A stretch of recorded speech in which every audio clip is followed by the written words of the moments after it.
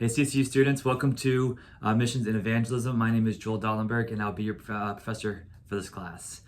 Now, this is one of my favorite courses here at CCU, and it's also one of the hardest, in my opinion, to teach because we have missions and evangelism combined into one class, into one 8-week module. And as you guys, I'm sure know, both of those are just vast topics. And so trying to cram it all in together is definitely a challenge. So consider this kind of an overview of missions and evangelisms to kind of springboard you on your own studies and your own journey as to understanding what these are, specifically in the context in which God has you. As you guys know, that missions and evangelism is not a one-size-fits-all sort of topic. They both can be specific and have a lot of but just differences, I guess, to them that make them unique. So be thinking about your current ministry context with these and how you have applied what we are learning, how to add what you have experienced in your own missions and evangelisms to the class. So a couple of things I want to go over with you as we go through this class as well is the first, we have these weekly assignments, these are reading assignments. Now the instructions are pretty general, but I want to encourage you guys, be specific in the ideas that you are learning from the reading material.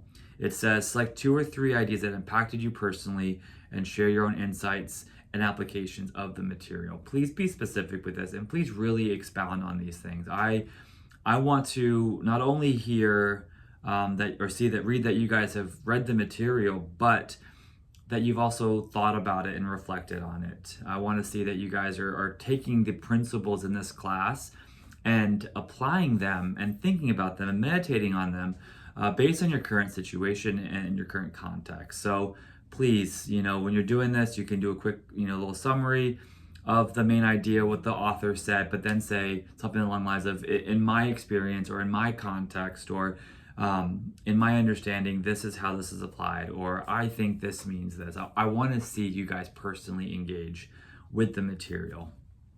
Also, with any of the writing here at CCU, specifically in the Biblical Studies department, everything has to be formatted according to Arabian formatting. And so I want you guys to be really mindful of that. It's an important part of the collegiate academic process or experience, I guess, is learning how to write and communicate in a way that is academic, that has structure, that is researched. If you present ideas, for example, show where you got those ideas, show support for those ideas.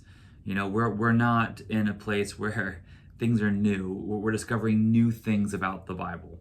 Most likely, if it's something new, it's probably going to contradict with conservative, historical, Christian, biblical scholarship. So show support, show that you are not alone in your thinking, and be mindful of how you organize your papers and everything like that. So the first week is going to be kind of a grace week. I'm going to go through, make notes of any of the Turabian stuff, but as we go through the course, I want to see that you guys are making improvements. I expect to see growth in this area. If not, I will have to take off some points. We have plenty of resources for you guys in the files portion of our class at CCU. You can Google how to do Turabian. There's really not a lot of excuses as to why your papers can't be formatted to a high academic level. So please don't be discouraged by that, though. It is definitely a process. But like I said, it's important. What you say is important as to how you say it. So, anyway, if you have any questions or thoughts about any of that stuff, anything in the class, let me know. Like I said, this is one of my favorites, and I am excited to go through this with y'all. So reach out if you have any questions or concerns. If not, look forward to seeing you in class.